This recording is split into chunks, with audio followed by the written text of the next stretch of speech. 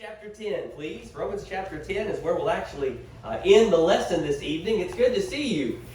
Thank you for coming back. I know this is kind of the hometown crowd, but can I just say thank you for these last few nights? This has just been a real gift to me to be here with you. I was thinking this afternoon while I was mowing my grass, actually, I was thinking, I could count on one hand the number of invitations that I've gotten to do any sort of gospel meeting like this. So you don't understand what this has done to my heart and just how good I feel after getting to be here with you all. I've gotten to visit with many of you. I don't really know which door to stand at the end, but I've been back there. So tonight, if you haven't got a chance to shake hands, please come back there. I'd love to talk with you. I don't live that far away. Somebody said, thanks for coming all this way, but I'm only about 28 minutes away, so it's not that far. I know I won't be here it's only these last 3 nights, but if there's anything I can do for you, please reach out. I'd be happy to give you my phone number. Be happy to be useful to you if you'd like to pray together or study together, or if you have a conversation you'd like to have. The only thing is, I will only meet you at Roy's Barbecue for breakfast, lunch, or dinner. And so, no, I'm just kidding. Home-cooked meals are good too. No. I'll always leave a key under my doorstep and the front light on it. If there's anything you ever need, I'm here for you. I love this group. This is the first church I ever preached at. Uncle Steve asked me not long after I was baptized to come and preach here. And so thank you for your patience these past, 10 to 12 years of me being a Christian. Appreciate so much your patience with me. And thank you to the elders here. Thank you to these elders. They love you all here. And they really do bend over backwards to care for this flock here. And so I admire these men, and I'd like to be half the men that they are someday. And I really do look up to them. Well, tonight's a little bit different. The past couple of nights, we've had a couple of sermons, and I appreciate so much your good attention. And again, thanks for coming those last couple of nights. One more thing, let me say thank you for. You all sure do come here early, and I really appreciate that.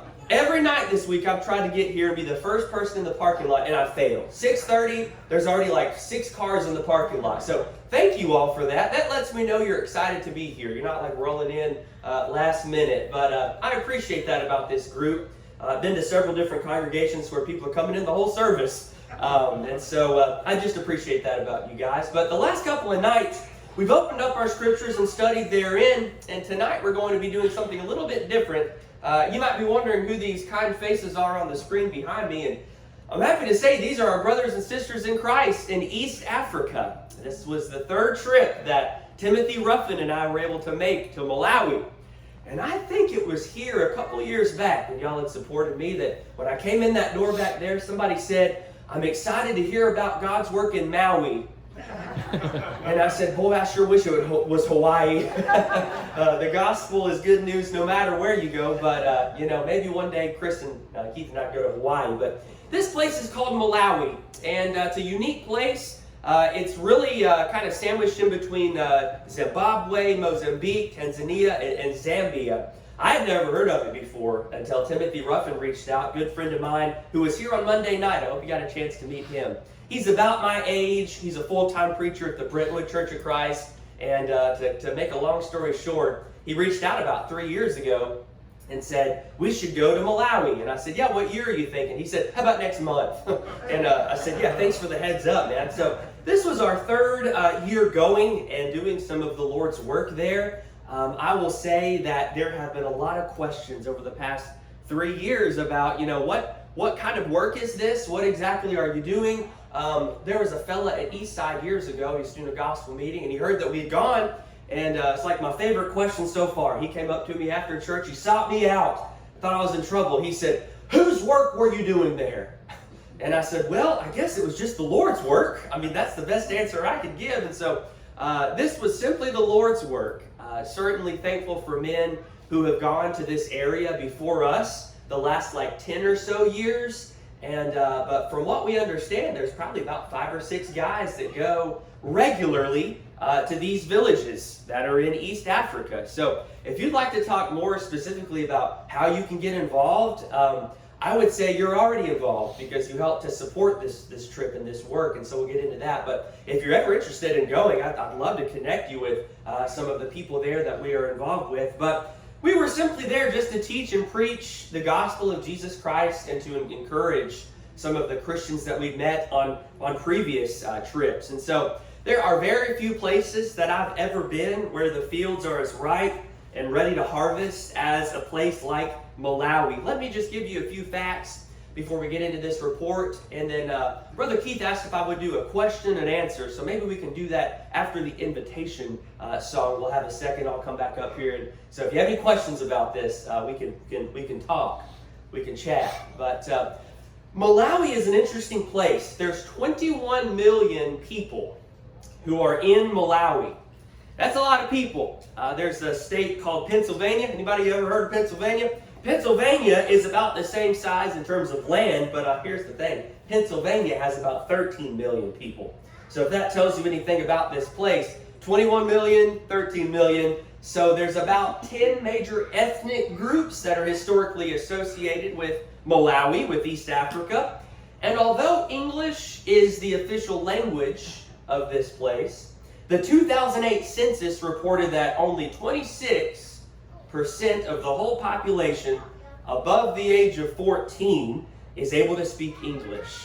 And so some of the other languages spoken there include Chua, Yeo, Tonga, Sena, and Alamwe. If anybody knows any of those tonight, I'll be real impressed. But those are some of the other languages there. And needless to say, Brother Timothy and I would have been absolutely doomed without a translator, without some sort of an interpreter there. And so I was thankful to get to reunite and reconnect with our interpreter and fellow Christian evangelist, Herman Chunga.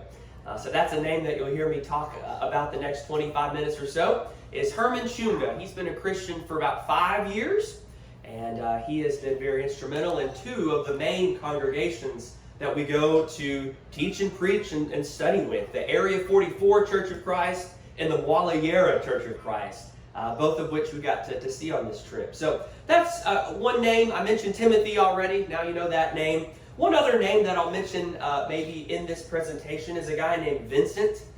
Vincent was our driver on this trip. And so, you go to a place like this and it's kind of hard to just kind of fly by the seat of your pants, just get around with an Uber or a taxi. Yeah, they don't have that there. They don't have that in East Africa. So we relied heavily on the transportation service of a private driver, somebody who was able to get us around and get us into some of these villages that we certainly wouldn't have been able to get to. So that's Vincent. But let's see here.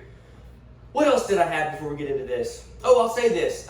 Timothy and I preached about 20 lessons over the course of the time that we were in East Africa. So anywhere from about 300 to 400 conversations with one-on-one conversations with people. So this translator idea was really helpful to have an interpreter or a translator.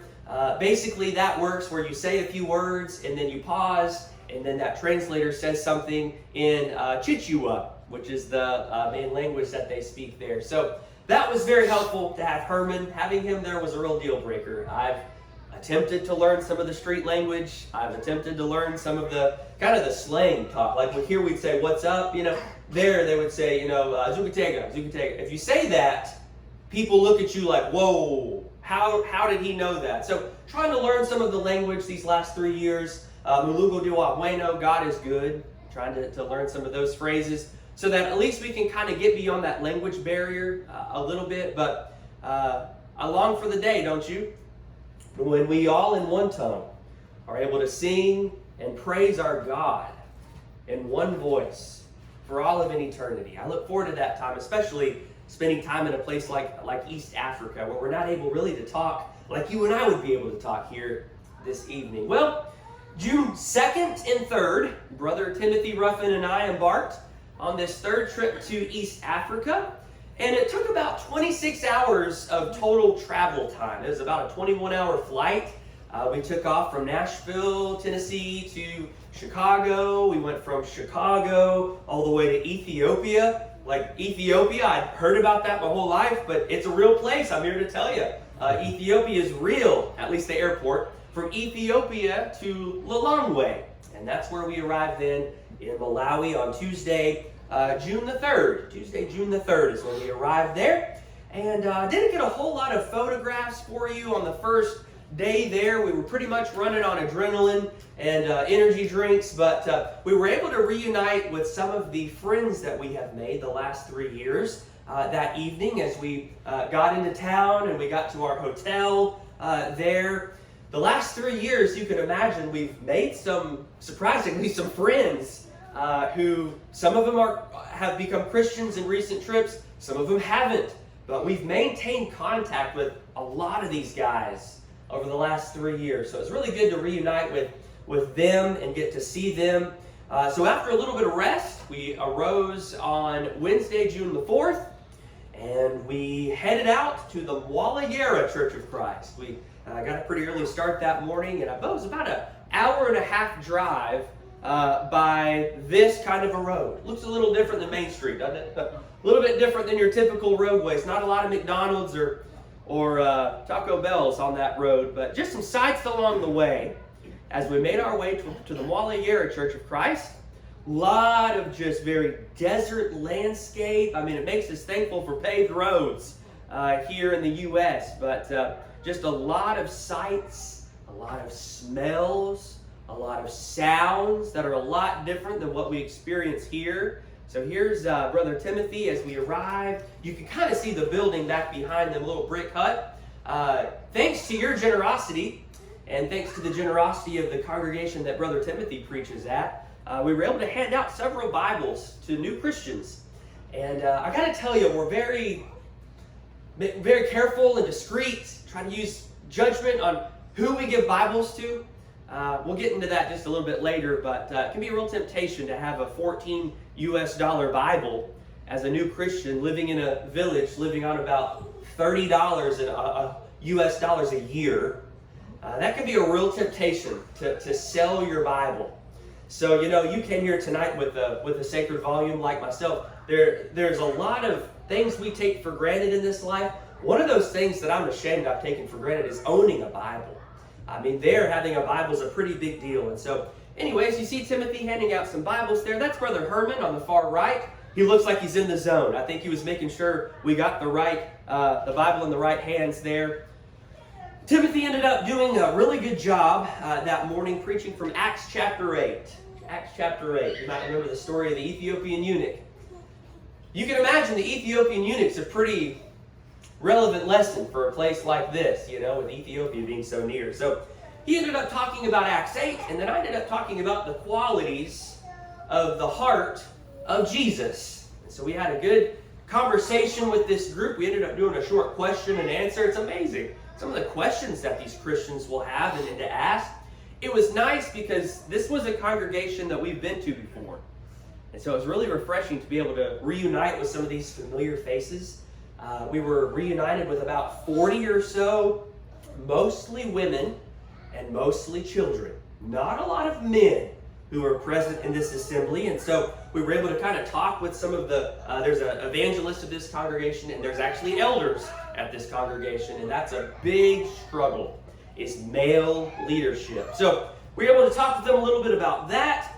This is a very different sort of a setup. It really is different. There's a photograph there of some of the children who were listening so intently. Looks like this lady on the far left is falling asleep. Timothy must have been teaching. No, I'm just kidding. But no, just kind of give you some perspective here. This is a lot different. This was during one of the breaks, actually, in between our sessions of teaching. It's a little different there culturally. You know, some distractions that we're not used to here in the middle of some of our lessons. Young ladies will start breastfeeding just right there out in the open, no shame. So that takes some getting used to, for sure. That's not something that I have ever experienced in the U.S. That's a pretty big deal there, though, for us to kind of adjust to that. There's also, like I said, a lot more present women and children than there are men. Some of that is due to spiritual reasons, but mostly that's due to the fact that a lot of the men are working. A lot of the men are out. They're all working. They're making bricks. They are farming. They are working in their career field. And so agriculture is a big deal there. A lot of them would be gone because of those reasons, but definitely something we need to be prayerful for them. Here's Timothy as he was giving some of the lessons from Acts chapter 8. And you guys got to appreciate, I mean, just look what I'm standing behind here. It's a nice wooden pulpit here. You have flower display here. You have some nice padded pews. A little bit different there. You can see it's a cement sort of pulpit there. Not a whole lot to work with in terms of the seating. I don't think I got a whole lot of the seating there, but basically just imagine a cement block that you're sitting on. That is what these Christians would come from miles away to sit on for hours at a time, is to sit there and listen to the Bible being taught. And so we appreciate that about them, that they would come that far just to do that. So we had lunch at Herman's house, and Herman lives, like I said, about an hour and a half away from where this village was, and so we got to share a meal with him, and he's got 4 daughters. And so here is a picture of Herman's wife in the blue, and then the 3 daughters there. His youngest daughter was out playing outside, I think. So what are they holding? There was a lady at the Bethany Church of Christ, where I preach, who gave me some bookmarks with hymns written on those, and she said, can you please give these to somebody? And so they're holding those bookmarks there. One of them had Nearer My God to Thee, so I sang a little bit of that one, and one daughter said, I want that bookmark. I want that one. You know, It Is Well With My Soul. I sang a little bit of that one. Oh, I want that one. And so that's what they're holding there. We had a lot of the afternoon left on this day, so after teaching and preaching all morning, lunch, we said, you know what, let's try to find the nearest print shop that we can find in a place. There's a city center there where there's just all kinds of shops and computer stores, amazingly, cell phone stores, where we were able to find a print shop. And we printed off about 500 salvation flyers, I guess is what you could call those. And basically what it is a flyer that has the Bible plan of salvation. And what we would do is we would hand those flyers out in their language, Chichewa, and sometimes people would get those flyers and they'd say, what does this say?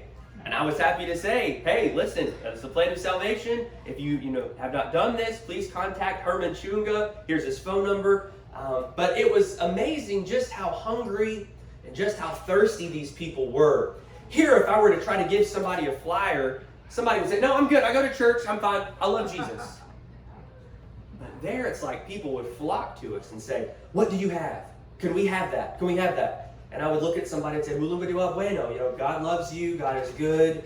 And so that was really the conversation we would have. I believe on this trip it was somewhere around 1,500 of those flyers that we were blessed to hand out, use the afternoons trying to disperse out in the community there. So ended up receiving some help there. You might say, who are those guys on the far right? Those are some of our friends from the last few years. We got James, Francis is on the far right of the screen.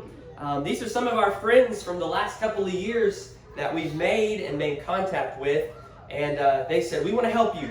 We want to help take you into some areas where we live, and we want you to give some of these flyers to our family.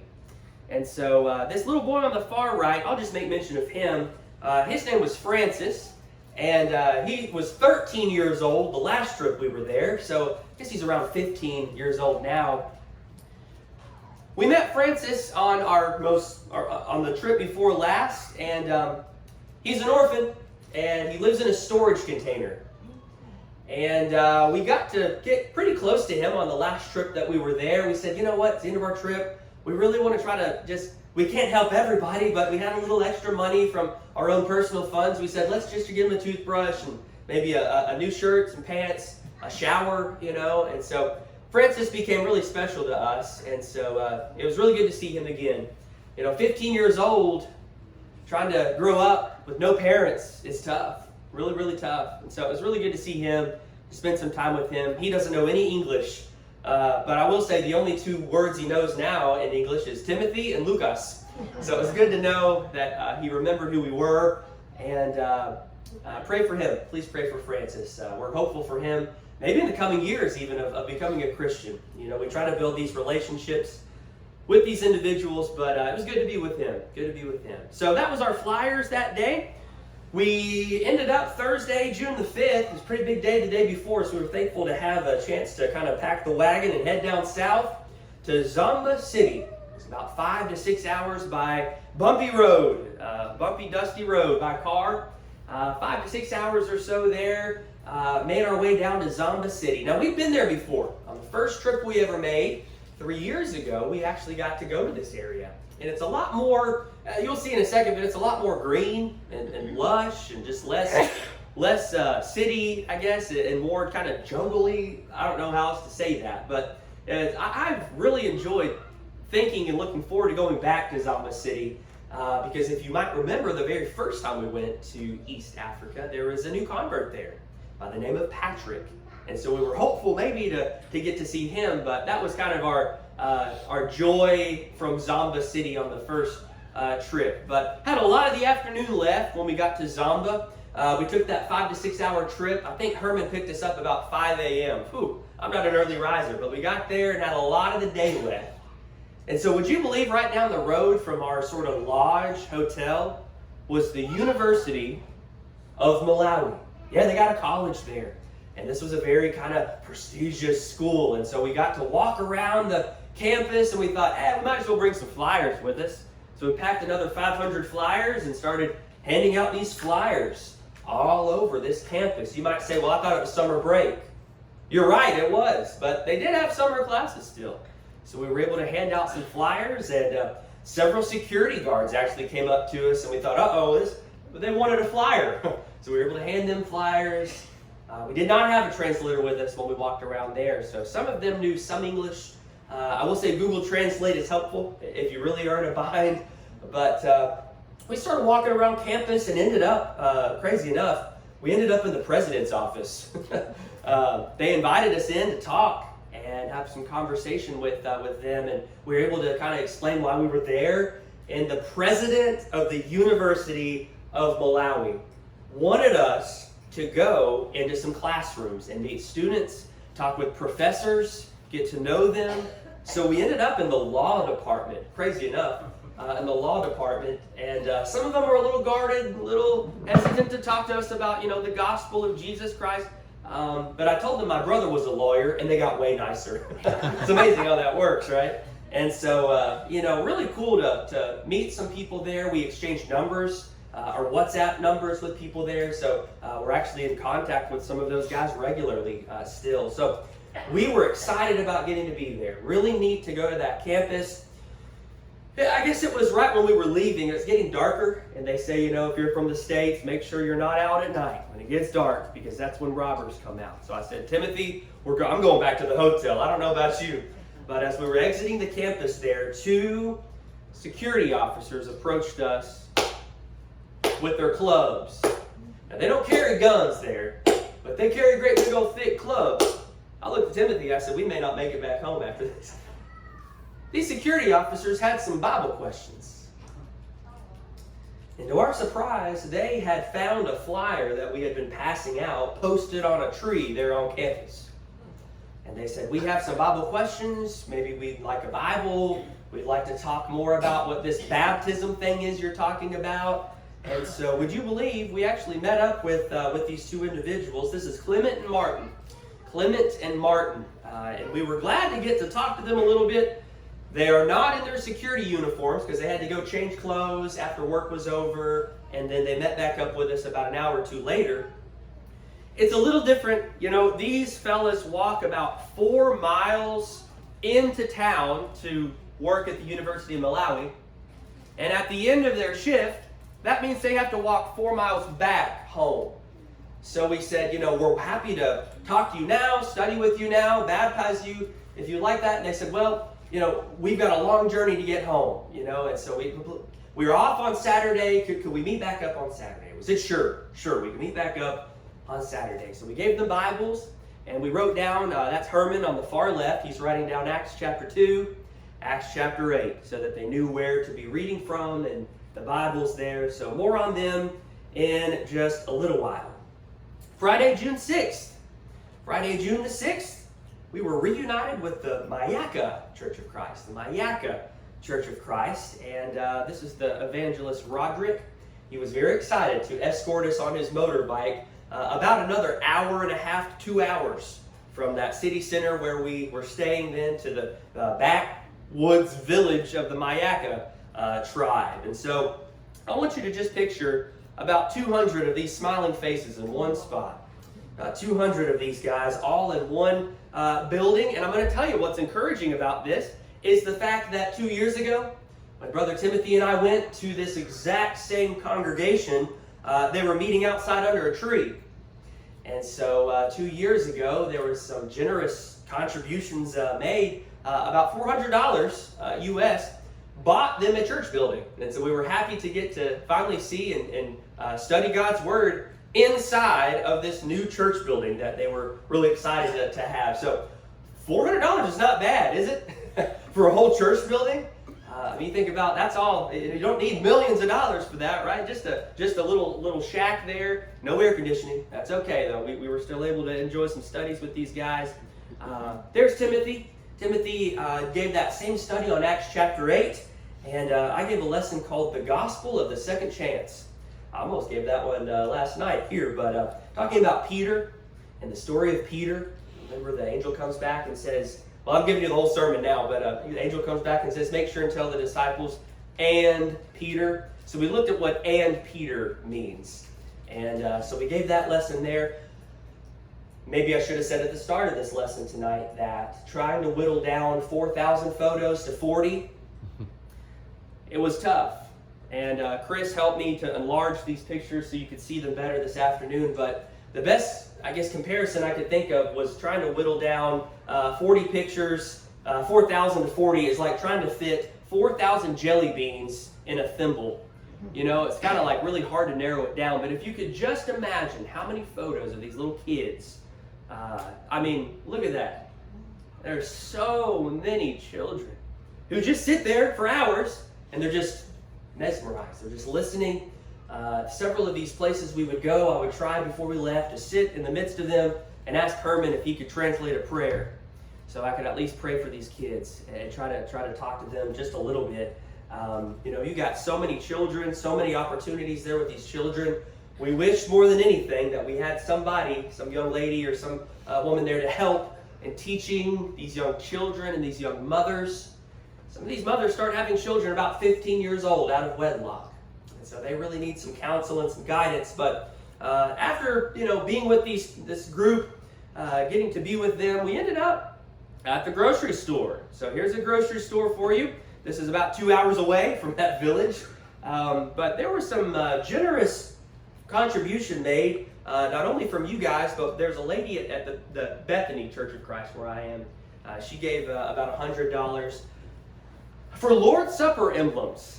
And I don't know if you remember this or not, but the first trip we went on, we were just kind of caught off guard by the fact that there are a lot of congregations, churches of Christ there, that don't even raise enough funds every first day of the week to afford to take the Lord's Supper.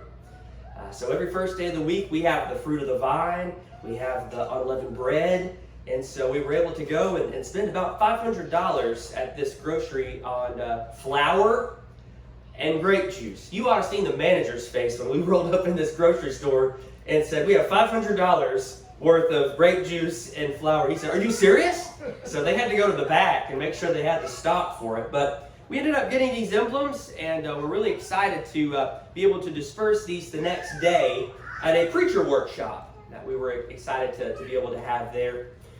But before that day came, we ended up back in the city center. We had most of the afternoon left still, so Timothy and I said, let's hand out some flyers.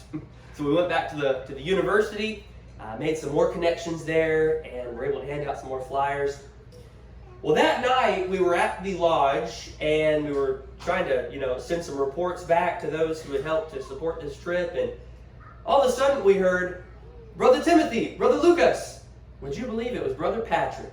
Brother Patrick, who we met on our first trip, who was baptized into Christ on our first trip. He had heard we were in the area, and he had taken off, not one day, he took off 18 days worth of work just to come and spend time with us. We said, we're only here for like a couple days, right? He said, yes, I wanted to make sure I had enough time off. So 18 days that he took off just to be with us. So Brother Patrick ended up, he's 31 years old like me, and he was able to spend time with us and travel with us for the rest of our time in Zamba City. So more about him in a minute, but really excited to get to be back with him. really good to be back with him and talk with him and encourage him. We talk to Patrick almost every week, and so it was really cool to get to see him face to face and enjoy some conversation with him. Well, here's Saturday, June the 7th. Saturday, June the 7th. I don't know, I guess I thought this was interesting to see the mode of transportation. But one of the big priorities we made on this trip this time was gathering with about 60 or 70 preachers and elders of the churches of Christ in this area. And so you can imagine, I don't know, I'd asked Herman, like, how far are people coming for this thing? He said that some people traveled 15 miles by motorcycle, by dirt road, 12 miles by bicycle. I can hardly do half a mile by bike. And around 10 miles by foot. I bet you Keith Baker could do that. But not a lot of people could go 10 miles by foot just to come and teach and learn about Jesus. So here's a picture here. This was some of the fellas that gathered together, our brothers in Christ, from about 40 of the churches of Christ in the area. They traveled quite a distance, like I said, by foot, by bike, by motorcycle, to get to be here at this study. We spent the entire morning, I think it was four or 5 hours, just back to back, studies, question and answer, study, question and answer, study, question and answer. What did we study? Well, we started off with a lesson on the church that belongs to Jesus Christ. What is the church? What is the church? You know, you hear that phrase. Is it just a name on a sign, or is it something more than that? So I did a lesson on that. And then Timothy did a really, really good lesson on the Bible view of elders and deacons. You know, how is God, in God's infinite wisdom, how has he set up the organization of that church? And then I ended up talking about the autonomy of the church. And then we followed up with one more lesson on taking the Bible seriously. Taking the Bible seriously. And just some of the difficulties of, you know, having a Bible. One of the things I'll mention here too is that we noticed several of the elders and evangelists, they did not bring their Bible. And so I actually stopped one of the studies and I said, Herman, you might ask where some of these fellas' Bibles are. So he asked, and one guy stood up and he was honest. He said, listen, he said, during the flooding, he said, we lost our roof. And he said he had to sell his Bible for $14 to be able to repair his roof. So, I mean, you say, I understand that, you know, but that's just not a challenge that it seems like we face here, you know. But we really appreciated just the honesty of these men, the question and answer, some of the questions that they had to ask. I'll just give you one example of a question that one guy asked. He said, how involved should we be with other congregations? That's a good question. I think a question I might like to ask too. You know, how involved should Church A be with Church B? And so kind of the idea of the autonomy of the church, but then how involved should we be, or an elder at one church of Christ with another church? So that's just one example of a question. They asked many, many more, but we were thrilled to disperse $500 worth of Lord's Supper emblems, flour and grape juice, to these individuals. There was a guy who, Mr. Winter was his name. He said they haven't been able to take the Lord's Supper in over 2.5 years. And so you can just see the smile there. I don't know. He was really thrilled. Let me go back up just one. I thought it was interesting to see just some of the notes that they were taking. Here's the preacher study there from back behind Timothy. There's a front-facing view, so you can see that. But yeah, just so excited and thrilled to be able to bless some of these people. Thanks to your contribution to be able to share with these guys here. Well, I will say that that night we were just really, really thrilled to be able to end the day on a high note. I mentioned Clement and Martin, right? And they wanted to meet back up and study about Bible baptism. One of them had been raised in the Pentecostal church, and he said he knew that he needed to be immersed, but he just never had taken that step to do that. And so he shared that with his family, and they were thrilled to get to meet back up, and we were able to see God doing what he does best, and that is salvation. We were thrilled to get to share that moment with them. Clement came up out of the water. You know, Herman dipped him under. As soon as Clement came back up, he said something, like loud. And I said later, Herman, what did he say? Herman said that Clement came up out of the water and he said this. He said, "I am free. I am free." And I was encouraged by that. I was very encouraged by that. So they were really excited to go back home to their village because they are now the only 2 New Testament Christians in their village. And there's like a lot of people in those villages that need the Lord. So they're really excited to share the good news with their wives and with their friends there in those villages. Well, here's Sunday, June the 8th. We were just there for one Sunday, so we got to worship with the congregation there on Sunday. This was also in Zomba City, but this is the Thundu village. The Thundu village, which was close to 2.5, 3 hours by car. There's our car we had. I don't know. Some people are kind of curious about, like, well, what does the building look like? What's the parking lot look like? One car, whole lot of bikes, whole lot of motorcycles. But here's their transportation, their means of getting there. Let me see if I wrote down here. 121 men, women, and children who were able to join us there. This congregation, the Thundu Church of Christ, is led by 5 elders, and they have a local evangelist, and so we were excited to get to see them and to talk with them a little bit. And, like I said, even though we couldn't understand the singing, even though we couldn't understand, Herman did the Lord's Supper talk, he did the collection talk. Even though we couldn't understand that, we longed for the day that we could join them in song and praise to our King in one tongue and one voice. We look forward to that. We really do look forward to that time. But during the worship hour, I preached a sermon called A Heart Like Jesus, and then Timothy did the Lord's Supper talk on the life and the suffering and the exaltation of Christ. And then Herman shared some scriptures before the collection. That's him there as he's doing that. And there's Timothy in the background. You can see him. You might say, "Luke, were you really there? Haven't seen you in a picture yet." Yes, I was. I was just behind the camera. So Timothy's not as much of a photographer as myself. But bottom right corner, that is Patrick, who's helping to serve the Lord's Supper element. So that was encouraging that we could kind of put him to work there. It was really interesting because the Lord's Supper is done quite differently there. They were blessed to have the elements, thankfully. But as Herman was kind of sharing some thoughts before the Lord's Supper, and he was translating for Timothy, we noticed that there weren't Lord's Supper cups. There was only one. And so Timothy and I kind of looked at each other from across the room like, we better be the first ones to get that cup. We're blessed here to have individual cups, just cups that are new and clean every Sunday. Yeah, not in Malawi, not at the Thundu Church of Christ. So thankfully, Timothy and Herman made sure that we were able to take the container. Timothy reached for it first, and he said if he'd been last, he may not have taken it. But you just think about that. I mean, that's all they have to work with, and they use what they have.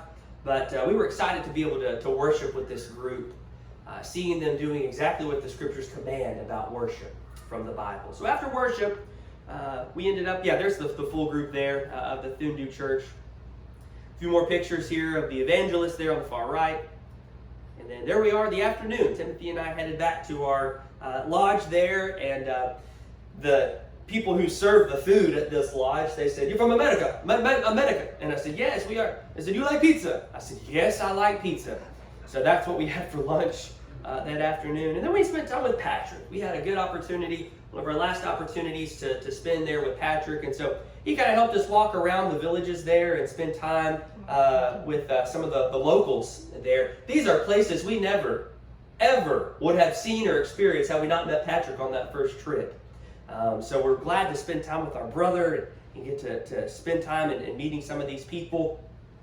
Well, Monday, June the 9th, began with some sad news. I know we're coming down the home stretch here. I'll try to fly through this. But Herman's friend, preacher friend, Chamimba of the Chioa Church of Christ had passed away. And so despite this sad news, we were able to proceed as planned with our morning there in the Chisimo village there that Monday morning, just as planned. We could tell Herman was really heartbroken by the news, but we're thankful he was able to push through and we could spend time here with this group. The Chisimo Church of Christ is led by 4 elders, And this group consists of about 100 men, women, and children. And Timothy preached on, you guessed it, Acts 8. He gave that lesson most places, the men, the mission, and the Messiah. And then I gave the lesson there on the gospel of the second chance. And, while we were here, we sort of noticed that the brethren were meeting outside under a tarp. They didn't have any sort of a building. They didn't have any tree, really. I mean, it's a tree here, but more people kept showing up. And so here's some guys kind of putting tarps down on the ground. And so it was really kind of sad to see that. But after the studies concluded, we ended up learning that this group, during the last bad flooding, their building got completely wiped out. We said, can you show that to us? Can you walk us through and show us where that building was? And so they were glad to take us through the village and show us where that building was. And sure enough, it was in shambles. And so Tim had some generous contributions made, individuals who had kind of contributed. And so they ended up giving him about $250 to completely repair that building. I'm happy to report we've gotten reports on that, picture updates on that, and it's almost done. I mean, we're just there in June. It's almost done. So we're thankful for that, and thankful that they can now they don't have to meet in these kind of conditions. But maybe just take a second and look up. I appreciate that we have air conditioning, we have a roof over our head, and don't have to worry about the rain when it rains. But now these Christians are able to enjoy having sort of the facility to meet in. Well, I'll say this. Tuesday, June the 10th, we made our way back to Lilongwe. So we took that trip 5.5 hours and 2 minutes or so back up north where we first got to on our trip. And we spent Tuesday, June the 10th. Didn't get a whole lot of pictures that day. That was our travel day.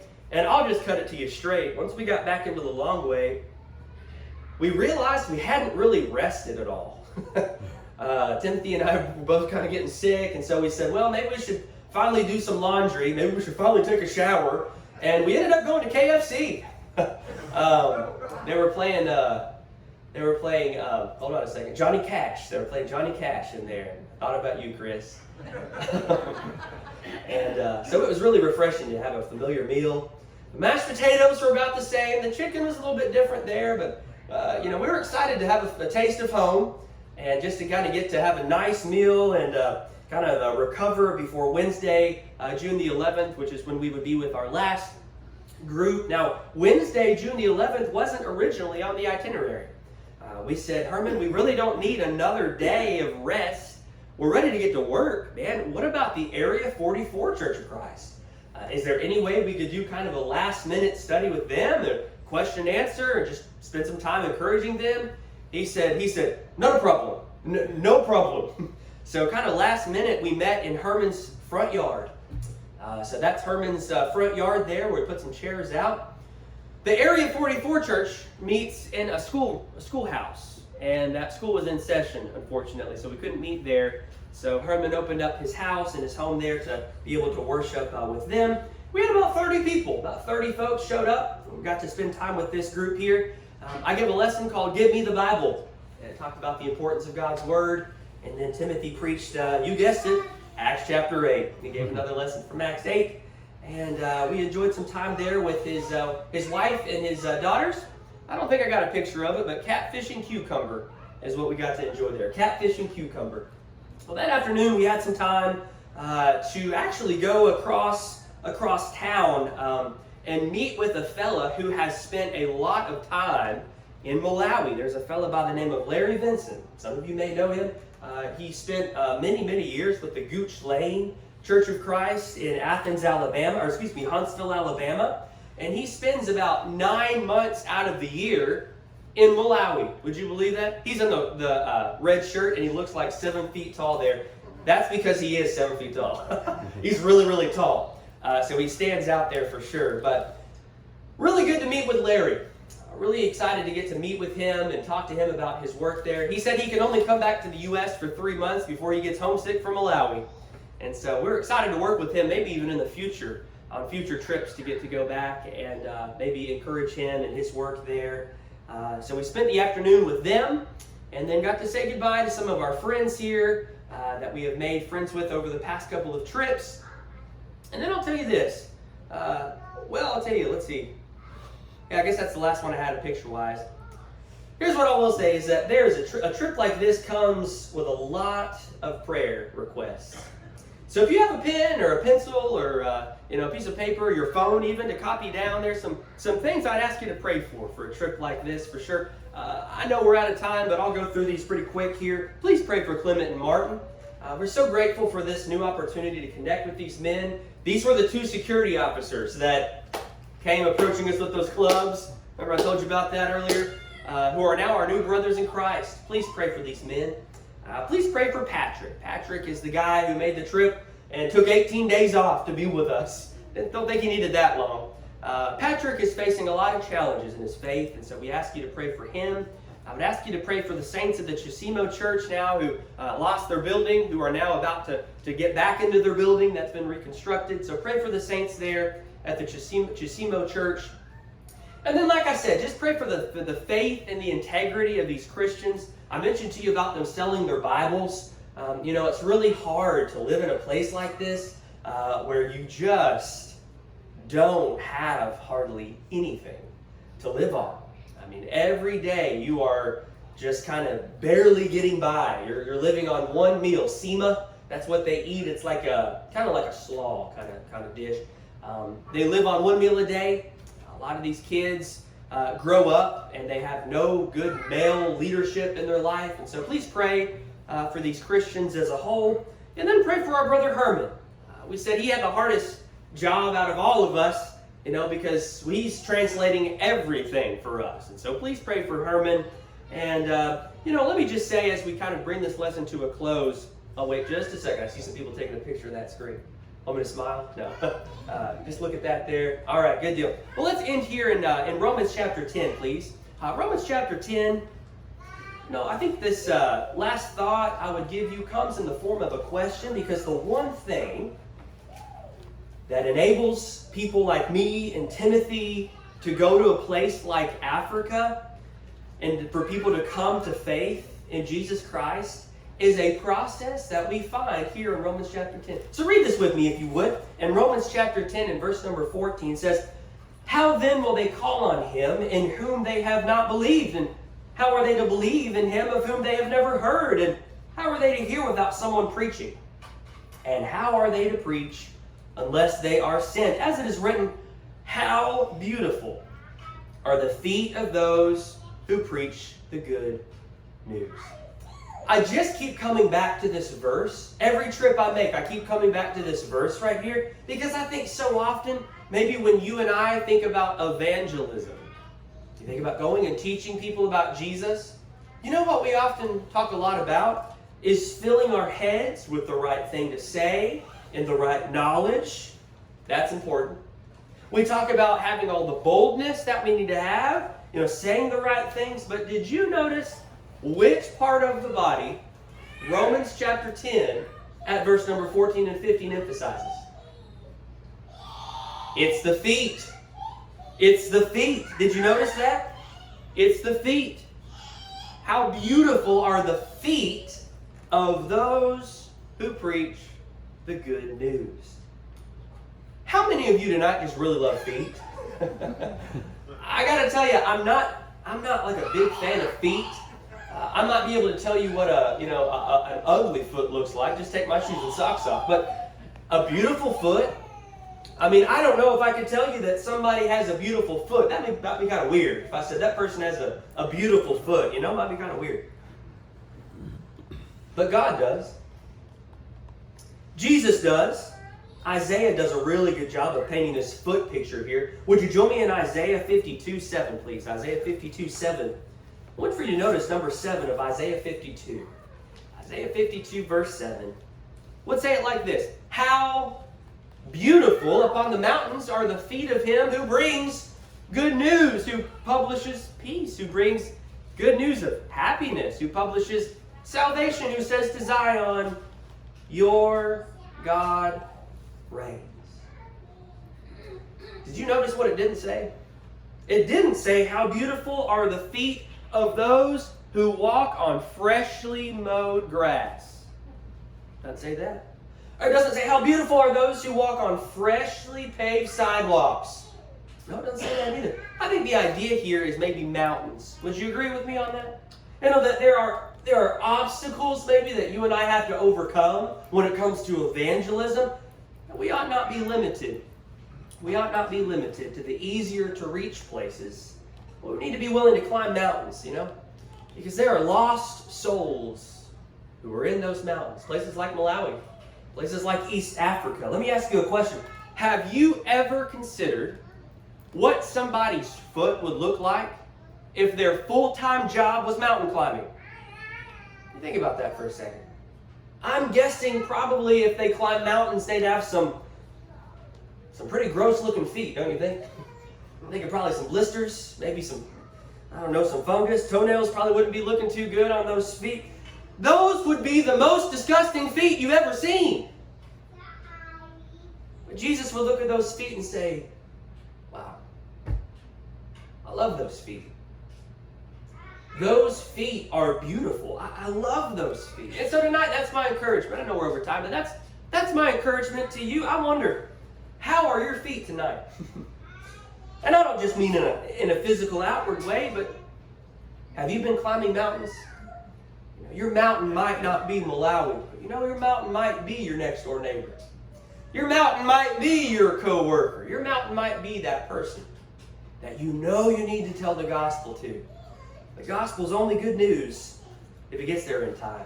And I think about that. Maybe some of us this evening, our mouth isn't the problem, our mind isn't the problem, but our feet are the problem.